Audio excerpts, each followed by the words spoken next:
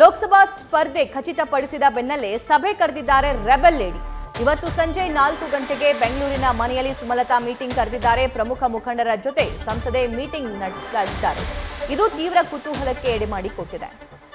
ಸುಮಲತಾ ಅಂಬರೀಶ್ ನಡೆ ಏನು ಅನ್ನೋದು ಕೂಡ ಸಾಕಷ್ಟು ಇಂಟ್ರೆಸ್ಟಿಂಗ್ ಆಗಿದೆ. ಇನ್ನು ಬೆಂಬಲಿಗರ ಸಭೆಯಲ್ಲಿ ಅತ್ಯಾಪ್ತ ಇಂಡುವಾಳು ಸಚ್ಚಿದಾನಂದ ಅವರು ಭಾಗಿಯಾಗ್ತಾರಾ ಇಲ್ವಾ ಅಥವಾ ಅವ್ರನ್ನ ಬಿಟ್ಟು ಸಭೆ ಮಾಡ್ತಾರಾ ಅನ್ನುವಂಥ ಪ್ರಶ್ನೆ. ಯಾಕೆ ಅಂತಂದ್ರೆ 2019ರ ಎಲೆಕ್ಷನ್ನಲ್ಲಿ ಇಂಡುವಾಳು ಸಚ್ಚಿದಾನಂದ ಅವರ ಪಾತ್ರ ಸುಮಲತಾ ಅವರು ಗೆಲ್ಲಬೇಕಾದ್ರೆ ಅಧಿಕವಾಗಿತ್ತು.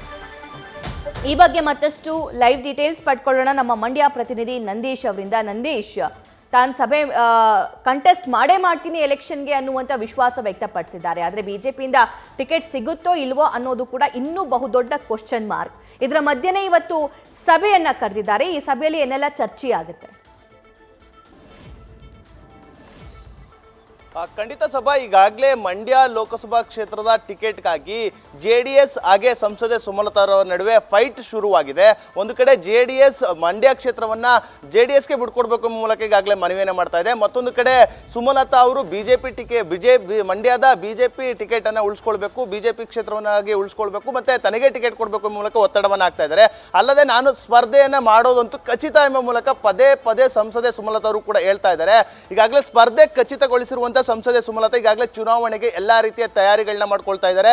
ಅದರಲ್ಲೂ ಕೂಡ ಇವತ್ತು ಪ್ರಮುಖವಾಗಿ ಮಂಡ್ಯದ ಬೆಂಗಳೂರಿನ JP ನಗರದ ಮನೆಯಲ್ಲಿ ಮಂಡ್ಯ ನಾಯಕರ ಸಭೆಯನ್ನು ಕರೆದಿರುವಂಥದ್ದು. ಹೈ ವೋಲ್ಟೇಜ್ ಸಭೆಯಲ್ಲಿ ಮಂಡ್ಯದ 8 ವಿಧಾನಸಭಾ ಕ್ಷೇತ್ರಗಳ ಮುಖಂಡರುಗಳು ಕೂಡ ಭಾಗಿಯಾಗ್ತಾರೆ. ಸಂಸದೆ ಸುಮಲತಾ ಅವರ ಬೆಂಬಲಿಗರು, ಆಪ್ತರು, ಹಿತೈಷಿಗಳು ಎಲ್ಲರೂ ಕೂಡ ಭಾಗವಹಿಸುವಂಥದ್ದು. ಆ ಒಂದು ಸಭೆಯಲ್ಲಿ ಒಂದಷ್ಟು ಚರ್ಚೆಗಳನ್ನು ನಡೆಸುವಂಥದ್ದು. ಅಂದ್ರೆ ಈ ಬಾರಿಯ ಲೋಕಸಭಾ ಚುನಾವಣೆಯಲ್ಲಿ ಯಾವ ರೀತಿಯ ಒಂದು ತಂತ್ರಗಾರಿಕೆ ಎಣಿಯಬೇಕು, ಮತ್ತೆ ಯಾವ ರೀತಿ ಹೋರಾಟವನ್ನು ನಡೆಸಬೇಕು ಮೂಲಕ ಈಗಾಗಲೇ ಇವತ್ತು ಸಂಜೆ 4 ಗಂಟೆಗೆ ನಡೆಯಲಿರುವಂತಹ ಸಭೆಯಲ್ಲಿ ಚರ್ಚೆಯನ್ನ ಮಾಡಲಿದ್ದಾರೆ.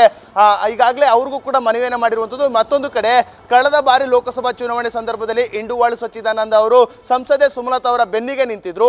ಆದ್ರೆ ಈ ಬಾರಿ ಎಲ್ಲ ಒಂದು ಕಡೆ ಅವರ ನಡುವೆ ಮುನಿಸು ಏರ್ಪಟ್ಟಿರುವಂಥದ್ದು. ಆ ನಿಟ್ಟಿನಲ್ಲಿ ಸುಮಲತಾ ಅವರು ಇದೀಗ ನಟ ಚಾಲೆಂಜಿಂಗ್ ಸ್ಟಾರ್ ದರ್ಶನ್ ರವರ ಒಂದು ಮುಖಾಂತರ ಮತ್ತೆ ಬಾಂಧವ್ಯವನ್ನು ಬೆಸೆಯಲು, ಅಂದ್ರೆ ಇಂಡುವಾಳು ಸಚ್ಚಿದಾನಂದ ಅವರ ಜೊತೆ ಇದ್ದಂತ ಮುನಿಸನ್ನ ಮರೆತು ಒಂದಾಗುವುದಕ್ಕೂ ಕೂಡ ಈಗಾಗಲೇ ಅವರನ್ನ ಕರೆತರುವಂತೆ ದರ್ಶನ್ ರವರಿಗೆ ಈಗಾಗಲೇ ಒಂದು ಚಾಲೆಂಜ್ ಅನ್ನು ಕೂಡ ಕೊಟ್ಟಿರುವಂಥದ್ದು. ಆ ನಿಟ್ಟಿನಲ್ಲಿ ಅವರು ಕೂಡ ಇಂಡುವಾಳು ಸಚ್ಚಿದಾನಂದ ದರ್ಶನ್ ರವರ ಜೊತೆ ಇವತ್ತು ನಡೆಯುವಂತಹ ಸಭೆಗೆ ಅಂಬರೀಶ್ ರವರ ಮನೆಗೆ ಕೂಡ ತೆರಳುತ್ತಾರೆ ಎಂಬ ಮಾಹಿತಿಗಳು ಕೂಡ ಲಭ್ಯವಾಗಿರುವಂಥದ್ದು.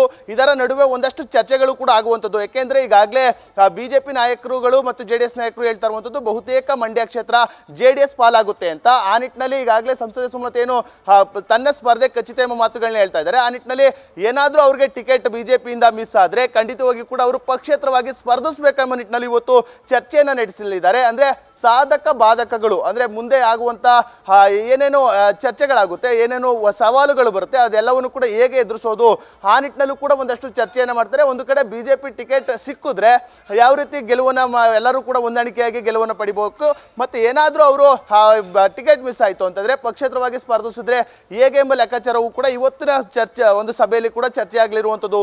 ಸಭಾ, thank you Nandeesh. News First ನಿರ್ಭೀತಿಯಿಂದ ನಿಮ್ಮ ಪರವಾಗಿ.